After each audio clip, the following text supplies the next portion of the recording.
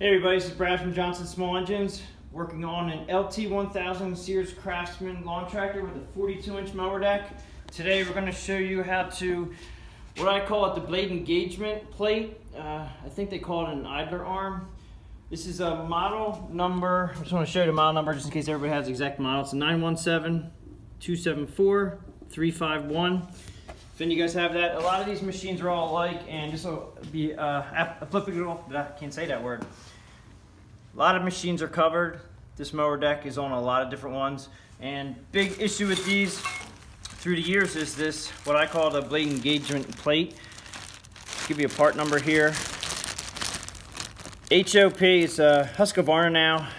Owns a lot of the Sears products. Sears puts their name on it, and here. This is a Husqvarna part number 532-155-046. And it is basically the engagement arm that goes underneath here. Now what happens is, the problem you have is when you engage the blade, there's a cable that hooks right here.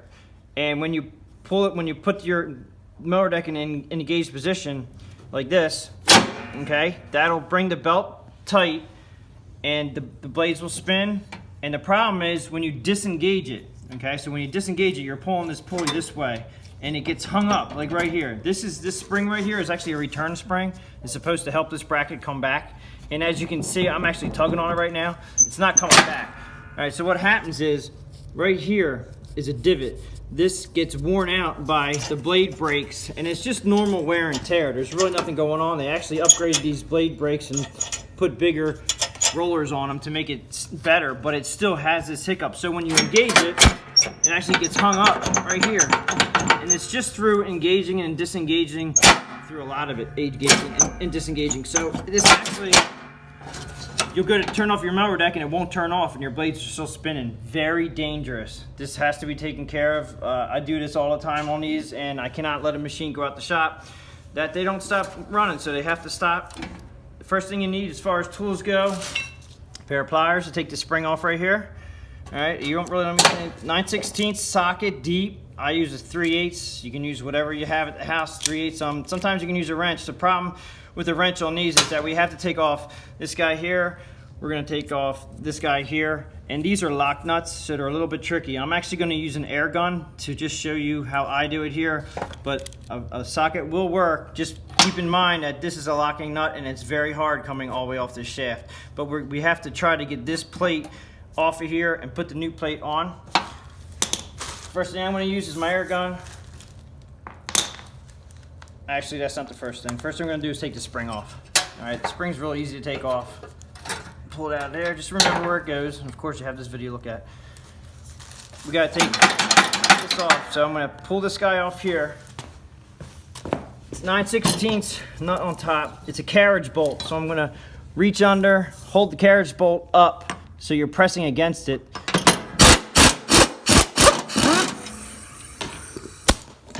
Pull the nut off. Now, as far as remembering where this goes, it's pretty straightforward.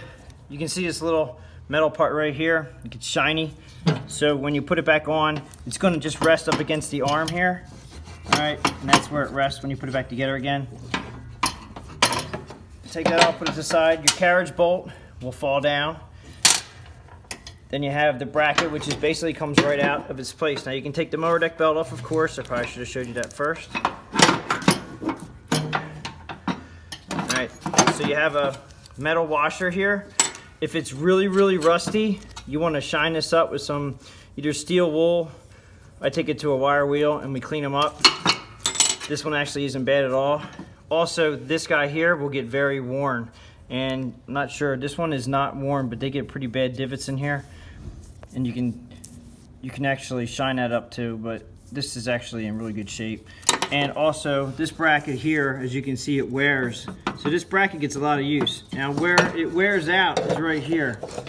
And it has a big divot right there. It's kind of hard to see. I might be able to do it sideways for you here.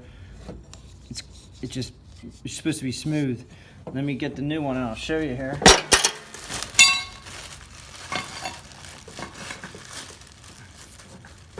I just want to lay that for you.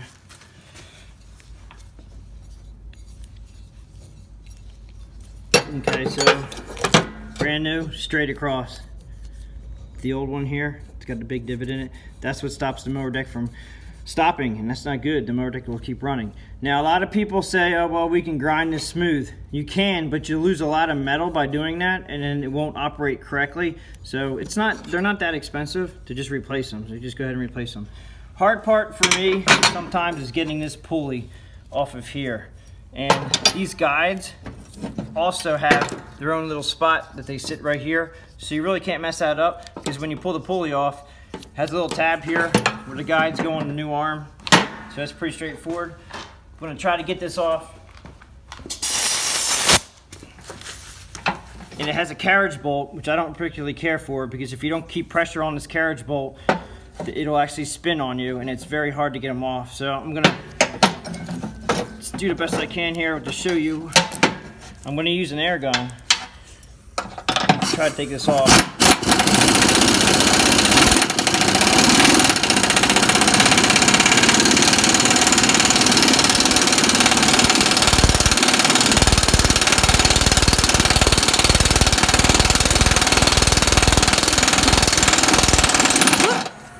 The reason why that took so long is because it's a lock nut, and I didn't want to force the issue, because that carriage bolt on the bottom, now you can see there's a washer here.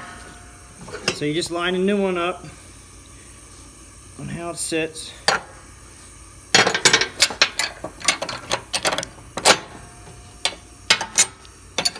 Carriage bolt out. Put this aside. Carriage bolt in. And like I said, this has a little metal piece there. You can't really get that wrong. Actually, do it like that. And I was using the deck to hold this carriage bolt up. Now if we're lucky, this will screw down. Now it's a lock nut, so we have to go back the other direction very slowly.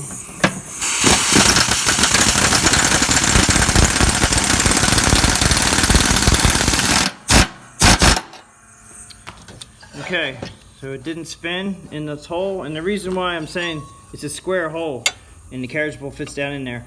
If it slips out of there, you can round that hole and you'll never get it back in with a locking nut. It's really hard to do, so if that worked out real well, hopefully it will for you.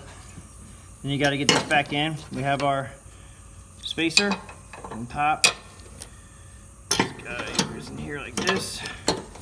Line up the hole over here. I'm gonna find it. Get everything lined up here. Carriage bolt will go through the bottom.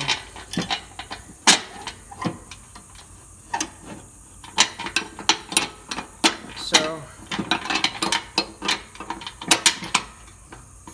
And I push against everything sideways to lock everything in, so I'm actually have a little bit of force here, pushing it over, hold it in. Now, I didn't take the bell off of this bracket. Remember I told you about the tab, shiny tab? Actually, I'm gonna take this off. Make it a little bit easier to get back on. Right over the frame. Now, since I'm pushing against everything, it's gonna stay, but I'm gonna go put my arm under here and hold this up, pick it up. And you just got to make sure that this is right against the frame right there, like it is. That's where it's supposed to be. And now you're going to be able to tell that this motion, engage and disengage, that's as smooth as you get. Put the spring back on. All right, I can run our belts through like that. And then when you go to engage it and let go, comes back to neutral. That's the way it's supposed to be. So it's not a tough thing to do. The lock nuts are the tough part. It actually worked out pretty well for me. Sometimes they can the carriage bolts spin on me and it's tough, but that's pretty much how you remove and install the blade engagement bracket. And again, this is the reason why we're replacing this, is because of this divot in here, and it stops the blades from disengaging. So I hope everybody got something out of that, and thanks for watching.